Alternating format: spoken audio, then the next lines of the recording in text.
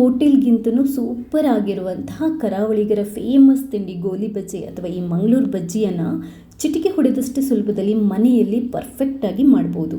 ಹೇಗೆ ಏನು ಅಂತ ಗೊತ್ತಾಗಬೇಕಾದ್ರೆ ನನ್ನ ವಿಡಿಯೋನ ಪೂರ್ತಿಯಾಗಿ ನೋಡಿ. ಹಲೋ ನಮಸ್ತೆ, ಹೇಗಿದ್ರಲ್ಲ?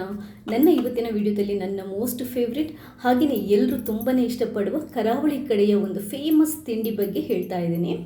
ಇದೇನು ಅಂತಂದರೆ ಈ ಗೋಳಿ ಬಜ್ಜಿ ಅಥವಾ ಮಂಗಳೂರು ಬಜ್ಜಿಯನ್ನು ಪರ್ಫೆಕ್ಟಾಗಿ ತುಂಬಾ ಸುಲಭವಾಗಿ ತುಂಬಾ ರುಚಿಯಾಗಿ ಹೇಗೆ ಮಾಡ್ಬೋದು ಅನ್ನೋದನ್ನು ಇವತ್ತಿನ ವಿಡಿಯೋದಲ್ಲಿ ಹೇಳ್ಕೊಡ್ತಾ ಇದ್ದೀನಿ. ಗೋಳಿ ಬಜ್ಜಿ ಅಥವಾ ಈ ಮಂಗಳೂರು ಬಜ್ಜಿ ಇದೆಯಲ್ಲ, ತಿನ್ನೋದಕ್ಕೆ ಎಲ್ಲರೂ ತುಂಬಾ ಇಷ್ಟಪಡ್ತಾರೆ. ಆದರೆ ಇದನ್ನ ಮಾಡೋದಿದೆಯಲ್ಲ ಸ್ವಲ್ಪ ಕಷ್ಟ. ಅಂದರೆ ಕರೆಕ್ಟಾಗಿ ಅದಕ್ಕೆ ನಾವು ಹಿಟ್ಟನ್ನು ಕಲಸಿ ಕರೆಕ್ಟಾಗಿ ಫ್ರೈ ಮಾಡಿಲ್ಲದಿದ್ದರೆ ಗೋಳಿ ಬಜ್ಜಿ ಸರಿಯಾಗಿ ಬರಲ್ಲ. ನೀವು ಅಂದ್ಕೊಂಡ ಥರ ಬರೋದೇ ಇಲ್ಲ. ಗೋಳಿ ಬಜ್ಜಿನ ಕ್ರಿಸ್ಪಿಯಾಗಿ ರುಚಿಯಾಗಿ ತುಂಬಾ ಸುಲಭವಾಗಿ ಕರೆಕ್ಟಾಗಿ ಮಾಡಬೇಕು ಅಂತಂದರೆ ನನ್ನ ಇವತ್ತಿನ ವಿಡಿಯೋ ನೋಡಿ ಒಂದ್ಸರಿ ಟ್ರೈ ಮಾಡಿ ನನಗೆ ನಿಮ್ಮ ಫೀಡ್ಬ್ಯಾಕ್ನ ತಿಳಿಸಿ. ಹಾಗೆಯೇ ಇಲ್ಲಿ ತನಕ ನೀವು ಯಾರಾದರೂ ನನ್ನ ಚಾನಲ್ಗೆ ಸಬ್ಸ್ಕ್ರೈಬ್ ಆಗಿಲ್ಲದಿದ್ದರೆ ಸಬ್ಸ್ಕ್ರೈಬ್ ಆಗಿ ನನ್ನ ಎಲ್ಲ ವೀಡಿಯೋಸ್ನ ನೋಡಿ ಲೈಕ್ ಮಾಡಿ ಶೇರ್ ಮಾಡಿ ನನ್ನ ಈ ಪ್ರಯತ್ನನ ಸಪೋರ್ಟ್ ಮಾಡಿ. ಥ್ಯಾಂಕ್ಸ್ ಎಲ್ರಿಗೂ.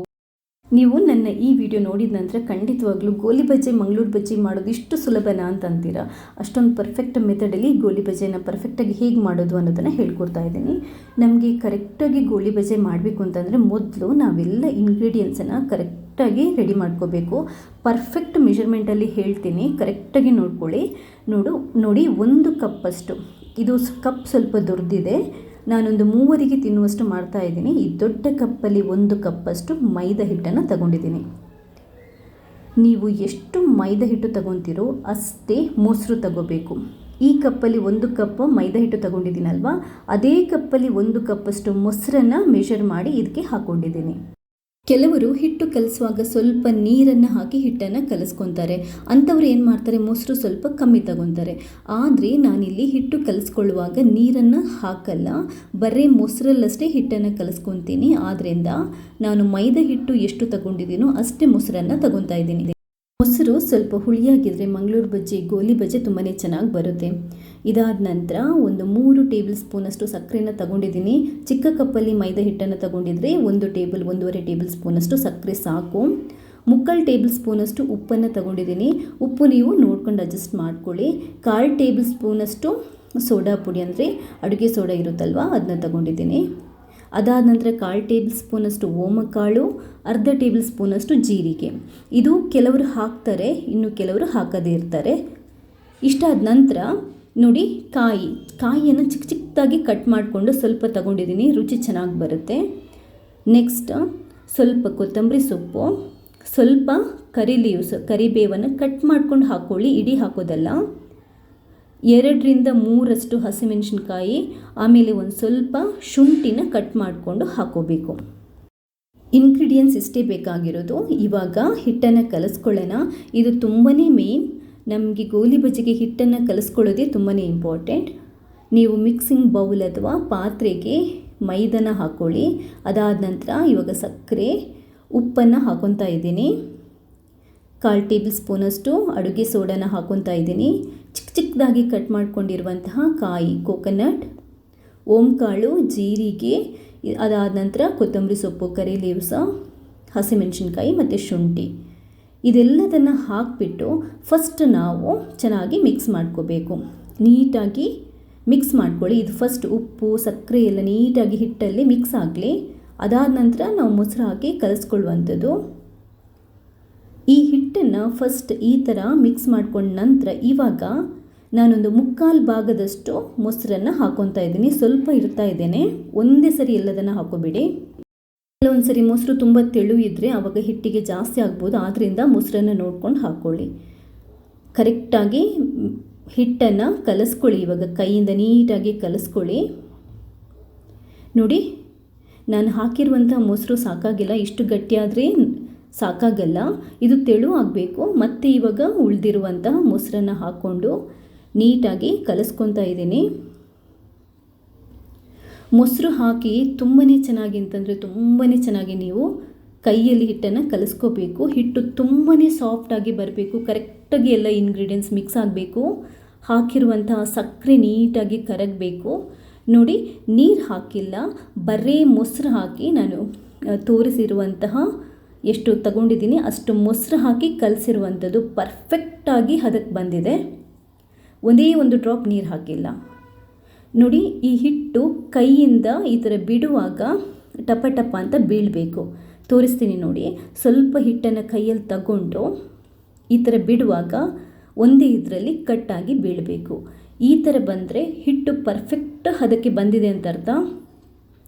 ತೆಳುವಾದರೆ ನೀರು ಥರ ಬೀಳುತ್ತೆ. ಆ ಥರ ಬಿದ್ದರೆ ನಿಮ್ಗೆ ಖಂಡಿತವಾಗ್ಲೂ ಗೋಲಿ ಬಜೆ ಮಾಡೋಕ್ಕಾಗಲ್ಲ. ಕಟ್ಟಾಗಿ ಬೀಳಬೇಕು. ಹಿಟ್ಟನ್ನು ನೀಟಾಗಿ ಕಲಸಿ ಆದ ನಂತರ ಇದನ್ನ ಮುಚ್ಚಿಟ್ಬಿಟ್ಟು 1 ಗಂಟೆ ಆದರೂ ನಾವು ನೆನೆಯಲಿಕ್ಕೆ ಬಿಡಬೇಕು. 1 ಗಂಟೆ ಆದ ನಂತರ ನಾವು ಗೋಲಿ ಬಜೆ ಫ್ರೈ ಮಾಡ್ಕೊಳ್ಳುವಂಥದ್ದು. ನೋಡಿ, ಹಿಟ್ಟು ಸ್ವಲ್ಪ ನೀವು ಅಡುಗೆ ಸೋಡೆ ಎಲ್ಲ ಹಾಕಿದ್ರಿಂದ ಉಬ್ಬಿ ಬಂದಿರುತ್ತೆ. ಇವಾಗ ಎಣ್ಣೆಯನ್ನು ಕಾಯಿಸ್ಕೊಳ್ಳಿ. ನಾನು ಕೋಕೋನಟ್ ಆಯಿಲನ್ನೇ ಯೂಸ್ ಮಾಡ್ತೀನಿ. ಫ್ಲೇವರ್ ತುಂಬಾ ಚೆನ್ನಾಗಿ ಬರುತ್ತೆ. ಎಣ್ಣೆ ಕಾಯಿಸುವಾಗ ನಾನು ಹೇಳುವಂತಹ ಟಿಪ್ಸ್ ಏನು ಅಂತಂದರೆ, ಮೀಡಿಯಮ್ ಉರಿಯಲ್ಲಿಟ್ಟೆ ಕಾಯಿಸಬೇಕು. ತುಂಬ ಹೈ ಫ್ಲೇಮಲ್ಲಿ ಕುದಿಬಾರ್ದು. ಸ್ವಲ್ಪ ಎಣ್ಣೆ ಕುದಿದಾಗ, ಅಂದರೆ ಮೀಡಿಯಮ್ ಫ್ಲೇಮಲ್ಲಿಟ್ಟು ಸ್ವಲ್ಪ ಎಣ್ಣೆ ಕುದಿದಾಗ ಇವಾಗ ನಾವು ಹಿಟ್ಟನ್ನು ಹಾಕೋಬೇಕು. ಹಿಟ್ಟನ್ನು ನಾವು ಎಣ್ಣೆಗೆ ಹಾಕೊಳ್ಳೋದಕ್ಕೂ ಒಂದು ಟೆಕ್ನಿಕ್ ಇದೆ. ಅದೇನು ಅಂತಂದರೆ, ಹಿಟ್ಟನ್ನು ನೋಡಿ ಸ್ವಲ್ಪ ತುದಿ ಬೆರಳಲ್ಲಿ ಇಷ್ಟು ಚೂರು ತಗೊಂಡು ನಿಧಾನಕ್ಕೆ ಎಣ್ಣೆಗೆ ಬಿಡಬೇಕು. ನಿಧಾನಕ್ಕೆ ನೋಡಿ, ನಾನು ತೋರಿಸ್ತಾ ಇದ್ದೀನಿ. ಕರೆಕ್ಟಾಗಿ ಇದೇ ಲೆವೆಲಲ್ಲಿ, ಇದೇ ಹದದಲ್ಲಿ ಬಿಡ್ತಾ ಬರಬೇಕು. ಇನ್ನೊಂದು ಸರಿ ತೋರಿಸ್ತೀನಿ ನೋಡಿ. ಸ್ವಲ್ಪ ಹಿಟ್ಟನ್ನು ತಗೊಂಡಿದ್ದೀನಿ ಕಾದಿರೋ ಎಣ್ಣೆಗೆ. ನೋಡಿ, ಈ ಥರ 1 by 1 ನೋಡಿ ಬಿಟ್ಕೊಂಡು ಬರಬೇಕು. ಎಣ್ಣೆ ತುಂಬ ಕುದೀತಾ ಇರಬಾರ್ದು. ತುಂಬ ಕಾದಿದ್ರೆ ನಿಮಗೆ ಒಳಗಡೆಯಿಂದ ಗೋಲಿ ಬಜೆ ಬೇಯಲ್ಲ, ಹೊರಗಡೆಯಿಂದ ಮಾತ್ರ ಬ್ರೌನ್ ಆಗಿ ಸುಟ್ಟಿರೋ ಥರ ಕಾಣುತ್ತೆ ನಿಮಗೆ. ನೋಡಿ, ಇದು ಇವಾಗ ನೀವು ಎಣ್ಣೆಗೆ ಹಾಕಿಬಿಟ್ಟು ಮೀಡಿಯಮ್ ಫ್ಲೇಮಲ್ಲಿ ಉರಿಯನ್ನು ಇಟ್ಬಿಟ್ಟು ಮಗುಚಿ ಇದನ್ನ ಕಾಯಿಸಬೇಕು. ಮಗುಚ್ತಾನೇ ಇರಬೇಕು, ನೀವು ಬಿಡುವಂಗಿಲ್ಲ. ಯಾಕಂತಂದರೆ ಗೋಳಿ ಬಜೆನ ಟರ್ನ್ ಮಾಡಿ ಹಾಕಿ ಮಗುಚಿ ಕಾಯಿಸೋದ್ರಿಂದ ಎಲ್ಲ ಕಡೆ ಕರೆಕ್ಟಾಗಿ ಬೆಂದಿರುತ್ತೆ. ಇಲ್ದಿದ್ರೆ ಒಂದೊಂದು ಸೈಡ್ ಅಷ್ಟೇ ನಿಮಗೆ ಕರಟಿ ಕಪ್ಪಾದಾಗೆ ಇದು ಫ್ರೈ ಆಯಿತು ಅನ್ನೋ ಥರ ಕಾಣುತ್ತೆ. ಗೋಲ್ಡನ್ ಬ್ರೌನ್ ಬರೋ ತನಕ, ತುಂಬ ಬ್ರೌನ್ ಕಲರ್ ಅಲ್ಲ, ಗೋಲ್ಡನ್ ಕಲರ್ ಬರುತ್ತಲ್ವ, ಅಷ್ಟು ಬಂದರೆ ಸಾಕು. ಪರ್ಫೆಕ್ಟಾಗಿ ಗೋಳಿ ಬಜೆ ರೆಡಿಯಾಗಿರುತ್ತೆ. ಪರ್ಫೆಕ್ಟಾಗಿ ಬೆಂದಿರುತ್ತೆ. ನೋಡಿ, ಎಷ್ಟು ಸೂಪರ್ವಾಗಿ, ಎಷ್ಟು ನೀಟಾಗಿ ಗೋಳಿ ಬಜೆ ಬಂದಿದೆ ನೋಡಿ. ಜಾಸ್ತಿ ಕಾದಿಲ್ಲ, ಎಷ್ಟು ಪರ್ಫೆಕ್ಟಾಗಿ ಬಂದಿದೆ ನೋಡಿ.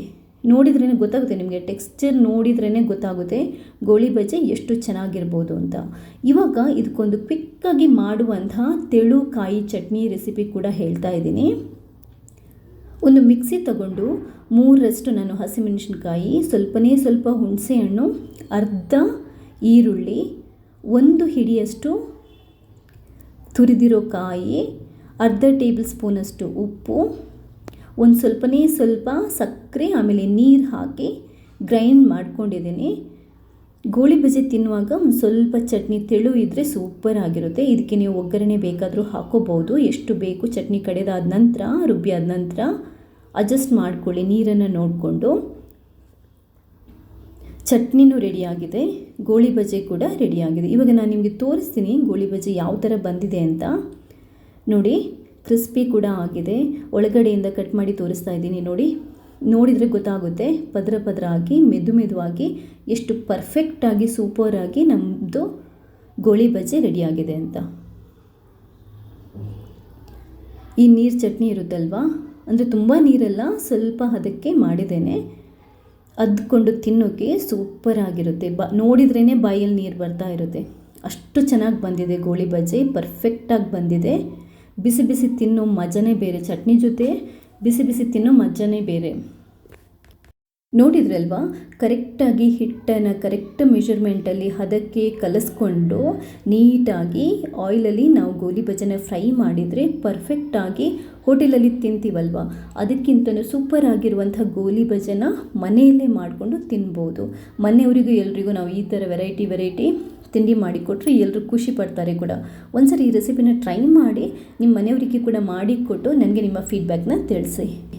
ಹಾಗೆಯೇ ನನ್ನ ಚಾನಲಲ್ಲಿ ಇನ್ನು ತುಂಬಾ ವೆರೈಟೀಸ್ ರೆಸಿಪೀಸ್ ಇದೆ, ಕಿಚನ್ ಟಿಪ್ಸ್ ಇದೆ, ತುಂಬಾ ಬೇಕಾಗಿರುವಂಥ ಎಲ್ರಿಗೂ ಬೇಕಾಗಿರುವಂತಹ ಲೈಫ್ ಟಿಪ್ಸ್ ಕೂಡ ಇದೆ. ಎಲ್ಲ ವೀಡಿಯೋಸ್ನ ನೋಡಿ ನಿಮ್ಮ ಫೀಡ್ಬ್ಯಾಕ್ನ ನನಗೆ ಮರೆಯದೇ ತಿಳಿಸಿ. ಹಾಗೆಯೇ ಇಲ್ಲಿ ತನಕ ನೀವು ಯಾರಾದರೂ ನನ್ನ ಚಾನಲ್ಗೆ ಸಬ್ಸ್ಕ್ರೈಬ್ ಆಗಿಲ್ಲದಿದ್ದರೆ ಸಬ್ಸ್ಕ್ರೈಬ್ ಆಗಿ ನನ್ನ ಎಲ್ಲ ವೀಡಿಯೋಸ್ನ ನೋಡ್ತಾ ಇರಿ. ಬೇಕಾಗಿರೋರಿಗೆ ಶೇರ್ ಕೂಡ ಮಾಡಿ. ನನ್ನ ಈ ಪ್ರಯತ್ನನ ಯಾವಾಗಲೂ ಇದೇ ಥರ ಸಪೋರ್ಟ್ ಮಾಡ್ತಾನೆ ಇರಿ. ಥ್ಯಾಂಕ್ಸ್ ಎಲ್ರಿಗೂ.